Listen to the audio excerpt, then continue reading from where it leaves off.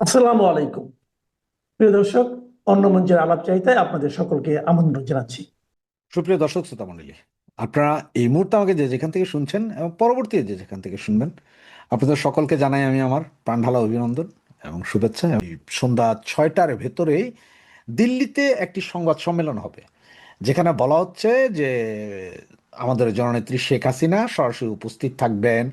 কেউ কেউ বলছে হয়তো ভিডিও বার্তা, অনেক রকম। যদি ভিডিও বার্তা হয় তাহলে তো সেটা হচ্ছে যে আপনার আমাদের সবচেয়ে বড় চাহিদার প্রাপ্তিটা হয়ে যাবে, যে ভিডিও বার্তায় ভিডিওতে ওনাকে দেখা গেছে। এইটা হয়তো আওয়ামী লীগকে বা আওয়ামী লীগ পরিবারকে, আওয়ামী লীগের তৃণমূল নেতাকর্মীদেরকে একটা উৎসাহ এনে দিতে পারবেন। এই যখন অবস্থা, তখন আসলে এই মিটিংয়ে কি হতে পারে? এখন পর্যন্ত যতটুকু জানা গেছে তাতে হয়তো 12ই ফেব্রুয়ারি ইলেকশন, বাংলাদেশের বর্তমান পরিস্থিতি এবং আওয়ামী লীগ নেতাকর্মীদের কি করণীয়, দেশবাসীর কি করণীয়, এইসব বিষয়ে হয়তো এখানে কিছু আলোচনা আমাদের নেত্রী করতে পারেন, বা কিছু দিক নির্দেশনা আমরা এখান থেকে পেয়ে যেতে পারি বলে আমার কাছে এই মুহূর্ত পর্যন্ত এতটুকু নিউজই আছে। এবং এর ভিতরে আপনারা জানেন যে 18 তারিখ আরেকটা হয়েছিল, সেখানে যদিও আমাদের নেত্রী কোনো ভিডিও ভাষণ বা কোনো কথাই বলেননি, সেইখানে আমাদের 4-5 জন নেতা আওয়ামী লীগের তারা কথা বলেছেন। এবং এই কথা বলার পরে কিছু কিছু নেতা সম্বন্ধে অনেকই বাজে কথাবার্তাও বলা হচ্ছে। সত্য মিথ্যা ভাই সেটা হচ্ছে পরের কথা। তবে আমি এই মুহূর্তে কোনো নেতার বিরুদ্ধে বা কোনো কর্মীর বিরুদ্ধে কিছু বলতে রাজি নই। কারণ হচ্ছে যে আমার চেয়ে আমার নেত্রী অনেক বেশি বুঝেন, ভালো বুঝেন, এবং ওনার কনসার্ন ছাড়া হয়তো কেউ এগুলো করতে পারেনি বলে আমার দৃঢ় ধারণা বা বিশ্বাস। বাকিটা আপনাদের বিষয়।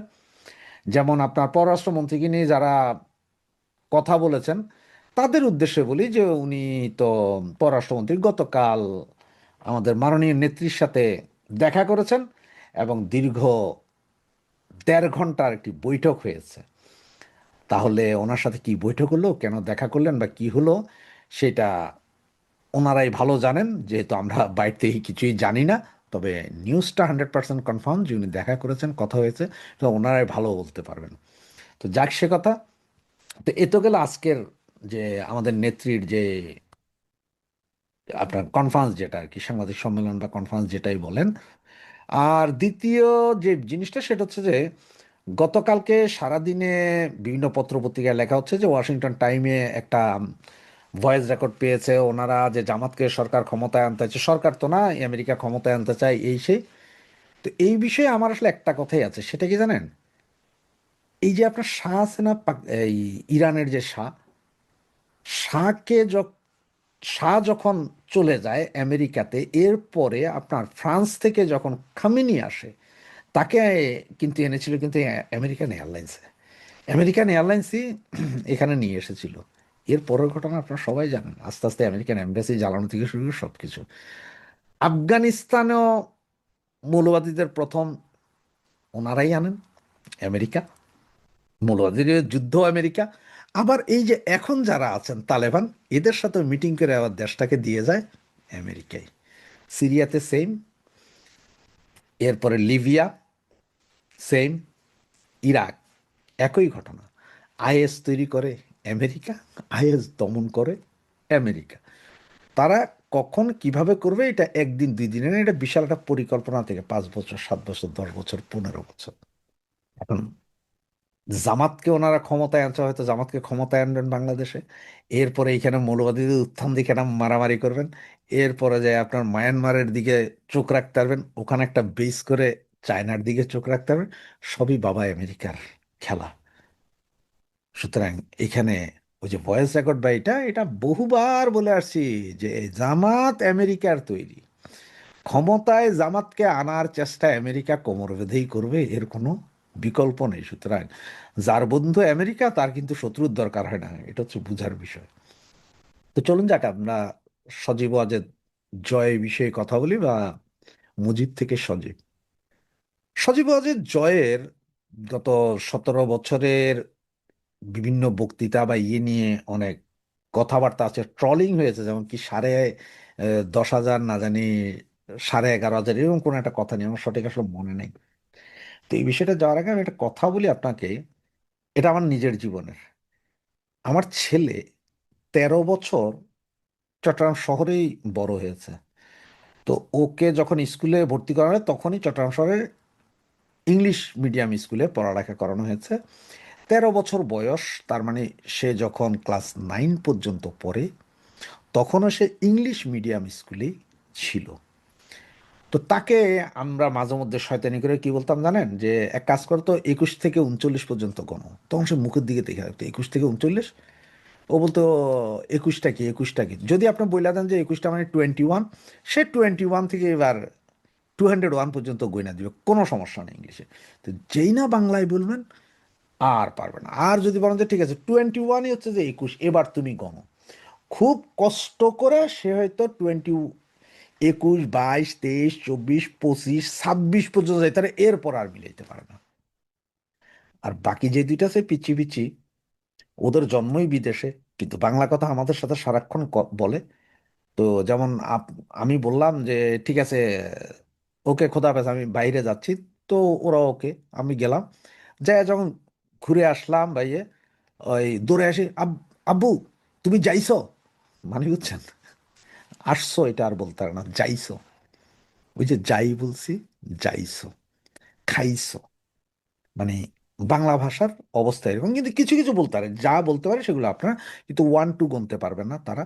অন্য বাকি অনেক কিছুই বলতে পারে, বাংলার অনেক কিছুই বলতে পারে, যদিও ভাষা ঠিক হয় না কিন্তু বলতে পারে। তা আমি মাঝে মধ্যে ওদেরও বলে এরা হচ্ছে বাংলিশ। তো সজীব জয় সারা জীবনের বেশিরভাগ সময় পড়ালেখার পুরো সময়টা আপনার বিদেশে কাটিয়েছে, সুতরাং বাংলা ভাষার জড়তা আছে।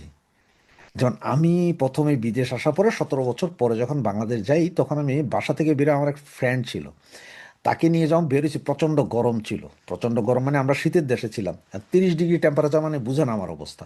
একটা ছোট পানির বোতল নিয়ে আমি বের হয়ে সারা চট্টগ্রাম শহর ঘুরছি। এবার যারা চট্টগ্রাম শহর চেনেন, রেয়াজদিন বাজার, মানে আপনার রেয়াজদিন বাজারের মুখে যে ব্রিজটা আছে, ব্রিজটার নিচে এই পার থেকে ওই পারে যাব, আমি দাঁড়াই আছি, ওরা পার হয়ে গেছে, আমি দাঁড়াই আছি এবং আমার চিন্তা হচ্ছে সিগন্যাল লাইট জ্বলবে তারপর না আমি পার হবো, গাড়িতে চলতেছে। পরে ওরা সব হাসাহাসি করে আইসা আমার ধরে নিয়ে গেল, আমার কিন্তু ভয় লাগতেছিল, কিন্তু আমি চিটাঙের বড় হওয়া, ওই জায়গার বড় হওয়ার ছেলে, আমার কাছে হঠাৎ এটা অভ্যাস। আর ওই যে বোতলটার কথা হলো, সেই বোতল আমি ওখান থেকে ঘুরে যখন বাসায় চলে আসছি, তখন আমার ফুফাতো ভাই ছিল সাথে, সে বলতেছে কি রে ভাইয়া তুমি বোতল এটা নিয়ে, তো পানি শেষ, তুমি বোতল এটা নিয়ে, আমি যে কোথাও তো বিন পাইলাম না আমি ফেলার জন্য। অভ্যাস মানুষের দাস, অভ্যাস হয়ে গেছে। তো ঠিক সজীবদের জয়ের ক্ষেত্রেও সেম কাহিনী, বা সাইমন অজেদ পুতুলের ক্ষেত্রেও সেম কাহিনী। বাংলায় হয়তো আমাদের চুটুল রাজনীতি ওনারা বুঝেন না, বা চুটুল রাজনীতি হয়তো শিখেন নাই, যার কারণে এই অবস্থা। তবে গত 3 4 দিন আগে আল জাজিরার সেই ইংলিশ ভাষণটা তো শুনেছেন, সেটা কিন্তু আমার দ্বারা আবার ওই যে মোংলা মাসুদ বা আপনার ভাইরাল সিদ্দিকের ইংলিশ না, বা তারেক জিয়ার ইংলিশও না। তো হ্যাঁ, তারেক জিয়ার মেয়ে আবার কিন্তু খুব ওয়েল অ্যান্ড গুড ইংলিশ বলে, কারণ হচ্ছে সে এখানে পড়ালেখা করছে। 2 4 5 বছর এখানে যারা পড়ালেখা করে তাদের ভোকাবুলারি অন্যরকম হয়ে যায়। যেটাতে আমি আজকে 9 বছর ইংল্যান্ডে থেকে আমি যা পারছি, সেখানে 3 বছর কোনো একটা ছেলে যখন পড়ালেখা করে, অরিজিনাল পড়ালেখা, তার ভোকাবুলারি আমার 1 কোটি গুণ ভালো হয়, এটা বুঝতে হবে।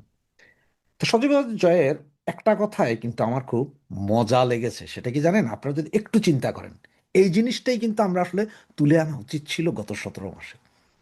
বারবার বলা হচ্ছে শেখ হাসিনা হত্যা করেছে, মানুষ হত্যা এই সেই। আসলে যদি শেখ হাসিনা যদি হত্যা করতে চাইতেন তাহলে উনি ক্ষমতায় থাকতেন আজকে। আপনার ইরানের দিকে তাকান, ওরা নাকি 26,000 লোককে নাকি হত্যা করেছে, তার মানে 26,000 লোককে মাইরাও ক্ষমতায় রয়েছে ইরানের খামেনি। তার মানে মারছি তো মারছি, আর রাজাকার আলবদর মাইরা তো আর সমস্যা নেই। কিন্তু শেখ হাসিনা রক্তের হোলি খেলা খেলতে চান নাই, যার কারণে উনি ক্ষমতায় ছিলেন না। আবার দেখেন, উনি যদি দেশকে ভালো না বাসতেন, দেশের প্রতি যদি মায়া মহব্বত না থাকতো, তাহলে উনি এখন দিল্লিতে বসে প্রবাসী সরকার গঠন করতে পারতেন, কারণ উনি তো পদত্যাগ করেন, কেউ দেখাইতে পারবে না। এবং বাংলাদেশের সমস্ত department, police, BDR, army, civil, সব জায়গায় চিঠি দিয়ে বলতে পারতেন তোমাদের যা যোগাযোগ আমার সাথে করতে হবে অন্য কারোর সাথে করতে, কি করতে পারতেন আপনি? কিছুই করতে পারতেন না, রক্তক্ষয়ী সংঘর্ষ হতো। কোনো কিছু উনি করেননি। কারণ দেশের মানুষকে ভালোবাসেন, উনি চায়নি যে কারো রক্তের উপর পাড়া দিয়ে উনি ক্ষমতায় থাকবেন। যার কারণে উনি ওই দিন 5 তারিখ দেশ ত্যাগ করেছিলেন। আপনাদের দাবিটা কি জানি ছিল? ওটা না মেধা। এই যে এখন হাদি মারা গেল, একটা কথা বলি আপনাকে, হাদি মারা গেছে, হাদির ওয়াইফকে যদি 5 কোটি টাকার এফডিআরও করে দেয়, আমার কিছু বলার নেই। ওকে, ওয়েল অ্যান্ড গুড। ওর সন্তানের সারা জীবন যদি রাষ্ট্রীয় খরচে ওর পড়ালেখা হয়, তাতেও আমার কোনো দুঃখ নেই। বাড়িও যদি, অ্যাপার্টমেন্টও যদি দিয়ে তো আমার দুঃখ নেই। কিন্তু সেটা না করে হাদির 6 ভাইয়ের বোনের জন্য এত কিছু করার কি দরকার? হাদির ভাইকে কি কারণে লন্ডন পাঠানো হচ্ছে? কি এমন কাহিনী আছে? এটা তো অবস্থা এমন কিছু কি জানেন, যার বিয়ে তার খবর নাই, পাড়াপড়শির ঘুম নাই। হাদির বউয়ের জন্য কিন্তু কিছুই দেওয়া হয়নি, সন্তানের জন্য কিছু দেওয়া হয়নি, এটা আপনারা একটু খোঁজ নিয়ে দেখেন, কিছুই করা হয়নি। কিন্তু ভাইয়ের জন্য, বোনের জন্য কেন? ওর ভাই কি করছে? ওর বোনে কি করছে? এর বাপে কি করছে? ঠিক আছে, আমি দূরে ধরলাম বাপ পর্যন্ত, ঠিক আছে, বাপে কিছু, বাপের হয়তো কিছু পয়সা করে দিত, ভাইরে ব্রিটেন পাঠাইতে হবে কেন? এগুলো হচ্ছে যে কোটা। আর সজীব জয়ের ক্ষেত্রে যেটা বললাম, যে সজীব জয়ের এই ভিডিও কনভারসেশন বা ইন্টারভিউটা ওয়েল অ্যান্ড গুড, 100%। তবে আমার কাছে একটা জিনিস লাগে কি জানেন, যে আসলে বাংলাদেশে নোংরা পলিটিক্সে এসে এই ছেলে বা মেয়েগুলো টিকবে কিনা। কারণ এরা তো বাংলাদেশের মতো এত নোংরা পলিটিক্সের বা নোংরা জায়গায় মানুষ হয়নি, মানুষ হয়েছে ভালো জায়গায়। ব্রিটেনে আছে পৃথিবীর সবচেয়ে বিখ্যাত ইউনিভার্সিটি, ওখানে বাবা মা দাদা দাদি দিয়ে ইন্টারভিউ দিয়ে ঢুকতে হয়। সেই জায়গায় এসে এত প্রচণ্ড রকম পড়ালেখা করার পরে এই চিটিং বাটপারদের সাথে টিকবে কি না, সেটা নিয়ে আসলে আমার প্রচণ্ড সন্দেহ আছে, যে এদের সাথে উনি পারবেন কি না। তারপরে চাই, ঠিক আছে, অনেকেই বলছেন যে আমাদের নেত্রী হয়তো অবসরে যাবেন, তো অবসরে গিয়ে হয়তো সজীব ওয়াজেদ জয়ের হাতে বা সাইমা ওয়াজেদ পুতুলের হাতে দিতে পারেন। তা আমার মনে হয় যেন এটা আরও 10 বছর আগ থেকে ওদেরকে ওভাবে ট্রেন করে ওঠানো উচিত ছিল, সমস্ত কিছুতে ট্রেন করে ওঠানো। যদিও ট্রেন করতে পারে নাই বা করে নাই, এই জায়গায় আওয়ামী লীগ বিএনপির চেয়ে পিছিয়ে আছে। কারণ খালেদা জিয়া জীবিত অবস্থায় তারেককে ট্রেন করেছে, তারেক জীবিত অবস্থায় তারেকের মেয়েকে ট্রেন করছে। এটা সুতরাং দেখি যে আমরা কিভাবে কি হয়। তবে আজকে আমাদের নেত্রী কি বলেন সেটার উপর নির্ভর করছে, এবং আওয়ামী লীগ কোন পথে আগাবে সেটার উপরও সব কিছু নির্ভর করছে। তো দেখা যাক কি হয়, যা করবে ভালোর জন্যই করবে। নেত্রী যেহেতু বেঁচে আছে, উনি ভালোর জন্যই করবে, ভালো বুঝেই করবে। জয় বাংলা, জয় বঙ্গবন্ধু। বাংলাদেশ আওয়ামী লীগ একটি বৃহত্তর দল। আপনি এই বাস্তবতা আপনাকে মেনে নিতে হবে। আমি তাকে পছন্দ করি আর না করি, বাংলাদেশের বৃহত্তর একটি অংশের প্রতিনিধিত্ব করে তারা। তাদের লাখো লাখো না কোটি সমর্থক রয়েছে, লাখো লাখো নেতা রয়েছে। আমি চাইলে বাংলাদেশ আওয়ামী লীগকে ভ্যানিশ করে দিতে পারবো না। জামাত যদি 3% নিয়েই বাংলাদেশে এত কিছু তোলপাড় করে ফেলতে পারে, 3-4% নিয়ে, তো এরা তো এখনো তারা 35%। তো সেই দলটা কি করবে? তারা তো বসে থাকবে না।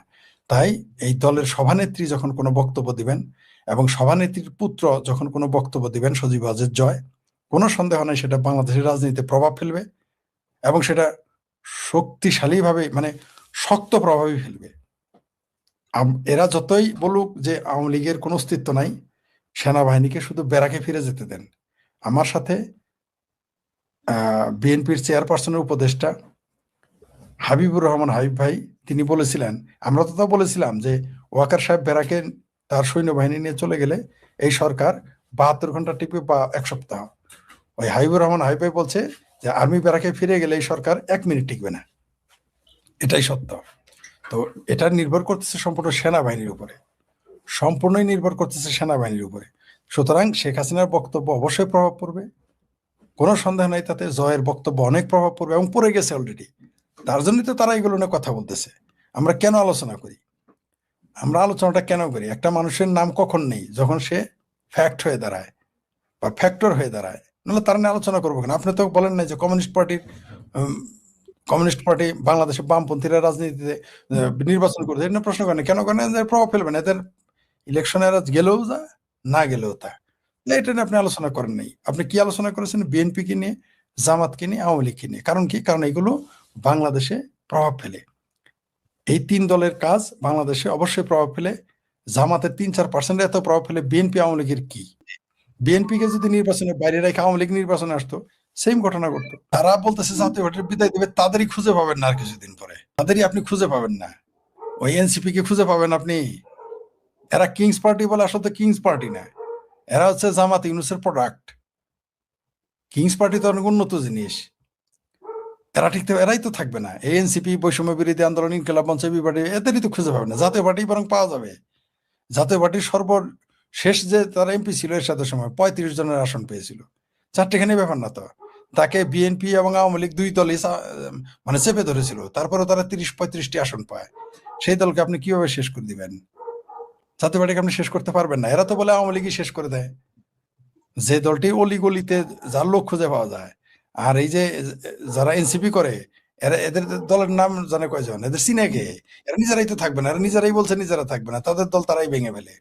তারা একবার জামাতে যায়, একবার বিএনপিতে যায়, ইত্যাদি ইত্যাদি। তো এরা যেগুলো বলতেছে, বাংলাদেশে কেউ কেউ তো বলে যে ভারতে পারমাণবিক বোমা গিলে খেয়ে ফেলবে, কেউ কেউ তো বলেছে রিটায়ার্ড আর্মি অফিসার আমেরিকা আমাদের সাথে পারবে না, ভারত তো দূরের কথা।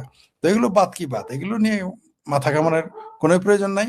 এই মুহূর্তে তাদের উপরে ডক্টর ইউনূস এবং বিদেশি শক্তি এবং সেনাবাহিনীর ছত্রছায়া আছে, তাই নিজেরা অনেক কিছু মনে করতেছে।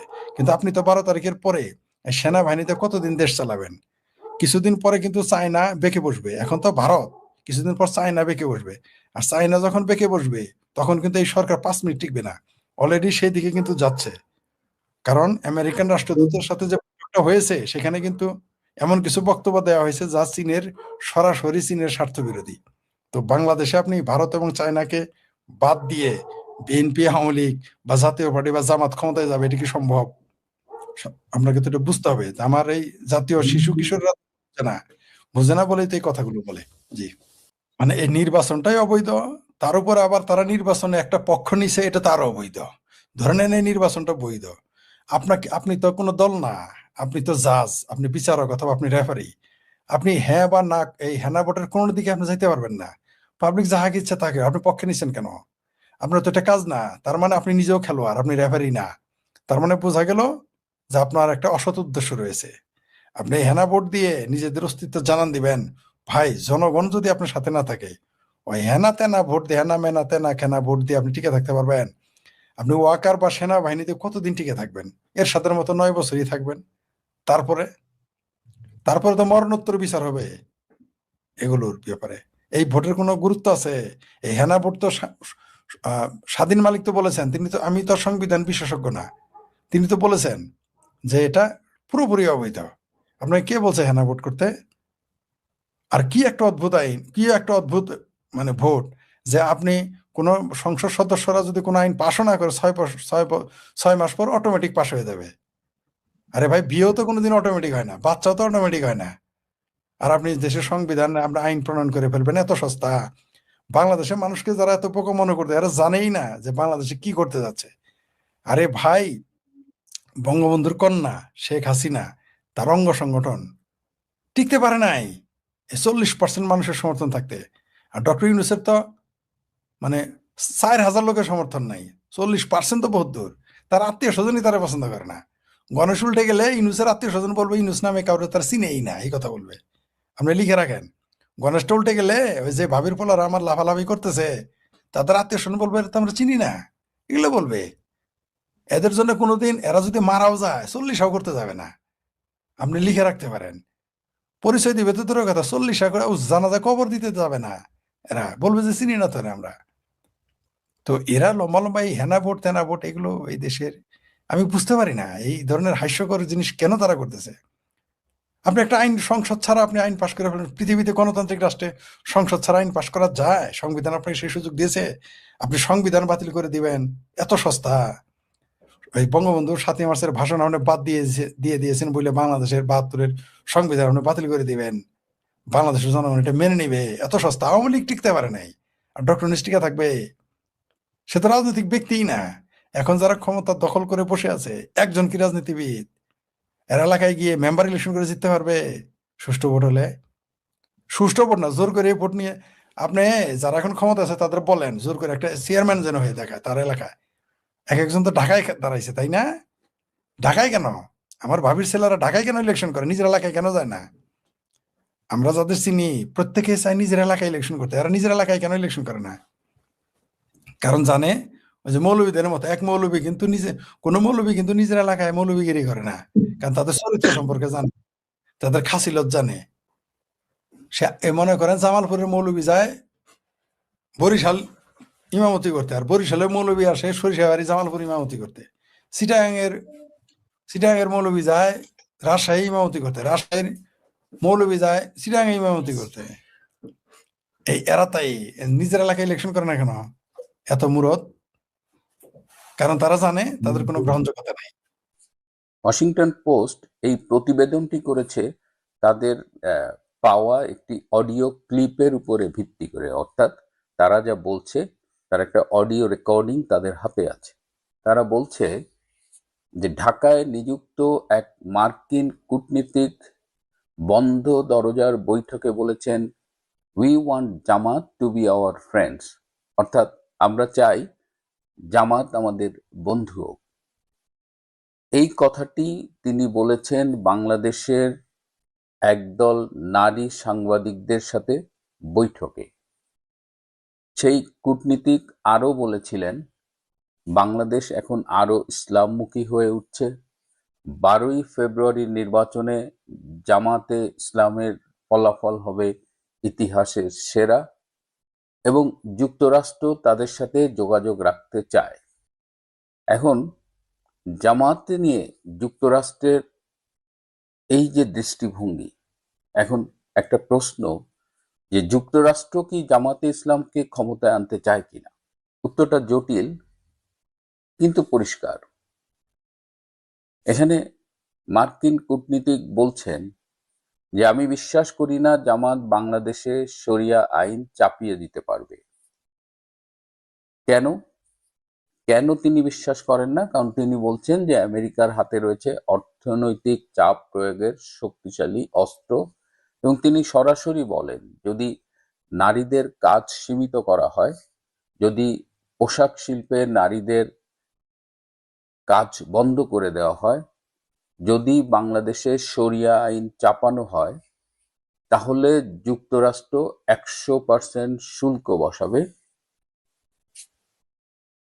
আমাদের যে গার্মেন্ট শিল্প রয়েছে তার প্রায় 20% আমেরিকায় যায়, সেই পোশাকের অর্ডার তারা বন্ধ করে দেবে এবং গার্মেন্ট শিল্পের এই অর্ডার বন্ধ করলে তাদের ধারণা যে বাংলাদেশের অর্থনীতি মুখ থুবড়ে পড়বে। অর্থাৎ যুক্তরাষ্ট্রের বার্তা এখানে কিন্তু খুব ক্লিয়ার যে তোমরা তোমাদের রাজনীতি করো কিন্তু আমাদের সীমার বাইরে যেও না। এটাই হচ্ছে তাদের ভাষায় রিয়েল পলিটিক্স।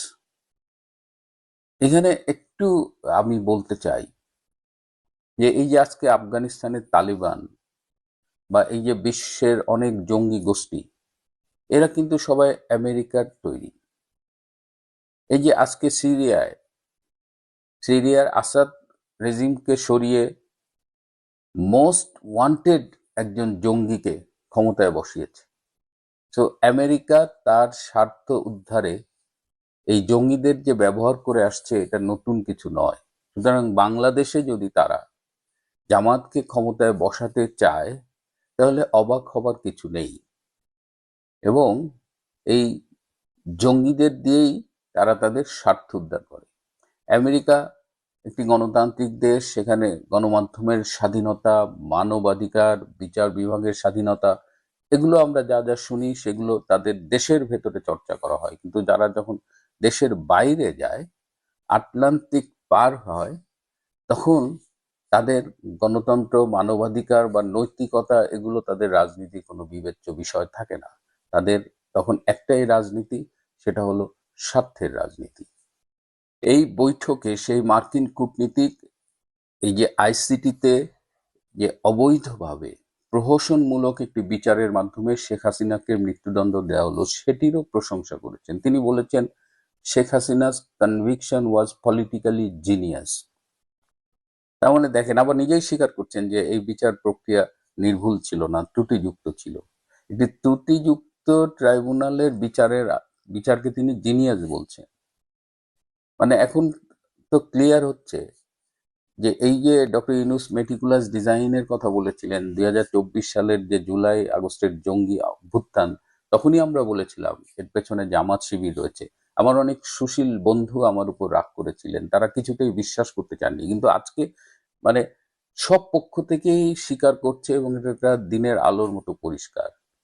এবং আজকে যখন একটি সাজানো নির্বাচনের আয়োজন করা হয়েছে 12ই ফেব্রুয়ারি, বাংলাদেশের একটা বড় অংশ, কমপক্ষে 50% ভোটার যাদের সাপোর্ট করে সেই আওয়ামী লীগ, যে আওয়ামী লীগকে নির্বাচনের বাইরে রেখে একটা নির্বাচন করছে, এবং সেই নির্বাচনে বিএনপি ক্ষমতায় যাবে বলে অনেকে মনে করছেন, কিন্তু খেলাগুলো দেখছেন যে আমেরিকা কিন্তু জামাতকে প্যাট্রোনাইজ করছে। এবং এই যে ডিসেম্বর মাসে এই বৈঠকটি হয়েছিল মার্কিন দূতাবাসে, তখন আমার ধারণা যারা ছিলেন বা যিনি ছিলেন ওই কূটনীতিক, তিনি বাইডেনের প্রেরিত ছিলেন বলে আমার ধারণা, যদিও ওয়াশিংটন পোস্ট ওই কূটনীতিকের পরিচয় প্রকাশ করেননি নিরাপত্তার স্বার্থে। কিন্তু বাংলাদেশের রাজনীতিতে এই যে জামাত, এবং জামাত যে বলছে তারা শরিয়া শাসন প্রণয়ন করবে না, তারা নারীদের কাজ করতে দেবে, তাদের মূল উদ্দেশ্য সুশাসন, দুর্নীতি মুক্ত বাংলাদেশ, এগুলো কি আসলেই সত্য? জামাত কি তার আদর্শ পরিত্যাগ করবে? জামাত ইসলাম তো ইসলামপন্থী দল, সারা জীবন শরিয়াপন্থী শাসনের কথা বলে আসছে। আজকে কেন তারা এগুলো বলছে? এটা কি তাদের আদর্শ বদল, নাকি ক্ষমতায় যাওয়ার জন্য একটা সাময়িক কৌশল? কারণ ইতিমধ্যেই তারা কিন্তু নারীর কর্মঘণ্টা কমাবে, এ কথা তাদের আমির স্বয়ং বলেছে, এবং তারা এখনো অস্বীকার করছে না যে না, এখান থেকে তারা সরে গেছে। এবং আমেরিকা কেন জামাতকে চায়? এর অনেকগুলো কারণ আছে। তার মধ্যে একটা হলো যে ডক্টর ইউনূস অলরেডি আমেরিকা যা চেয়েছে প্রায় সবকিছু দিয়ে দিয়েছে। তো নতুন কোনো সরকার এসে এই চুক্তিগুলো যদি বন্ধ করে দেয়, বা আমেরিকা যে বাংলাদেশে যে সেন্ট মার্টিন, সোনাদিয়া দ্বীপ, পোর্ট, এই সবগুলো নিতে চাচ্ছে, এই জায়গায় যদি নতুন সরকার বাধা দেয় তাহলে কি হবে? এ কারণেই জামাতে ইসলামকে আমেরিকা চাচ্ছে, যে জামাতে ইসলাম সবকিছু আমেরিকার হাতে নির্দ্বিধায় তুলে দেবে, কারণ তারা এই দেশটার জন্ম থেকেই বিরোধিতা করেছে। 71-এও তারা এই দেশটা চায়নি। তারা 71-এ শুধুমাত্র পাকিস্তানি সামরিক বাহিনীর সহযোগী শক্তি ছিল না, তারা আল বদর আর্মস গঠন করে তারা এদেশের বুদ্ধিজীবী সহ এদেশের মানুষকে হত্যা করেছে। তারা রাজাকার বাহিনীর মাধ্যমে এদেশের মানুষকে নির্যাতন করেছে, আমার মা বোনকে পাকিস্তানি সামরিক বাহিনীর হাতে তুলে দিয়েছে। সুতরাং এই জামাত ইসলাম আজকে বাংলাদেশের ক্ষমতা পেলে যে বাংলাদেশকে বিদেশের হাতে তুলে দেবে, আরো একটা কারণ রয়েছে। আমেরিকা ভারতের উপরে এই জামাতকে দিয়ে একটা চাপ সৃষ্টি করতে চায়। একদিকে চায়নাকে ভারতের মাধ্যমে চাপে রাখবে, আবার ভারতকে জামাত ইসলামের মাধ্যমে চাপে রাখবে। অনেকগুলো খেলা খেলছে, এবং সবকিছুর উদ্দেশ্য হলো যে সাউথ এশিয়ার যে স্থিতিশীলতা সেটাকে অস্থিতিশীল করে তোলা, প্লাস নিজেদের স্বার্থ উদ্ধার করা। এটা বাংলাদেশের জন্য কিন্তু খুব অ্যালার্মিং। আজকে বাংলাদেশকে এই প্রতিবেদন যেটা বলছে, এটা কিন্তু একটা বাস্তবতা। এই বাস্তবতার প্রেক্ষিতে সিদ্ধান্ত নিতে হবে বাংলাদেশের মানুষকে। জামাতে ইসলামকে এভাবে ক্ষমতায় আসতে দিলে বাংলাদেশের ভবিষ্যৎ অন্ধকার। বাংলাদেশের অন্যতম বৃহৎ রাজনৈতিক দল বিএনপি, সে কিন্তু গত 17 মাস ধরে তার দায়িত্বশীল ভূমিকাটা পালন করেনি। আজকে 17 মাসে বিএনপির যে ভূমিকা, তাতে বিএনপির দিক থেকে অনেক মানুষই মুখ ফিরিয়ে নিয়েছে। আমি দেশে অনেকের সাথে কথা বলেছি, ইভেন যারা আওয়ামী লীগের সমর্থক কর্মী নির্যাতিত হয়েছে, তাদের সবারই এই গত 17 মাসের বিএনপির প্রতি বিরূপ মনোভাব। আওয়ামী লীগ নির্বাচন বর্জন করছে, আওয়ামী লীগের অধিকাংশ নেতাকর্মী ভোট দেবে না বলে আমার বিশ্বাস। যারা ভোট দিতে যাবে তারা বিএনপিকে ভোট দেবে এমন কোনো ইন্ডিকেশন আমি দেখিনি। সুতরাং সব মিলিয়ে একটা জটিল পরিস্থিতি। এবং আটলান্টিক অ্যাসোসিয়েশনের সিনিয়র ফেলো, যিনি সাউথ এশিয়া নিয়ে গবেষণা করেন, মাইকেল কুগেলম্যান, তিনিও কিন্তু এই বিষয়টার, এই যে বাংলাদেশে জামাতের উত্থান এবং এটার ইম্প্যাক্ট, ভারত কতখানি অরিড হবে, এবং আসলেই ভারতের জন্য একটা উদ্বেগের বিষয়, কারণ জামাত ইসলাম একদিকে ভারত বিরোধী আর একদিকে পাকিস্তানপন্থী, এবং বাংলাদেশের কাশ্মীর, ভারতের যে কাশ্মীর রয়েছে সেখানে কিন্তু জামাতে ইসলাম ব্যান্ড। সব মিলিয়ে আগামী দিনগুলোতে যদিও বলা হচ্ছে একটা ডেমোক্রেটিক টার্ন নেবে বাংলাদেশ, কিন্তু আমার কাছে মনে হচ্ছে যে বাংলাদেশকে একটা ভয়াবহ অন্ধকারের দিকে ঠেলে দেওয়া হচ্ছে, এবং সেই অন্ধকারের দিকে ঠেলে দেওয়ার পেছনে এই বিদেশি শক্তিরও ভূমিকা রয়েছে। প্রিয় বন্ধুরা, আজ এ পর্যন্তই।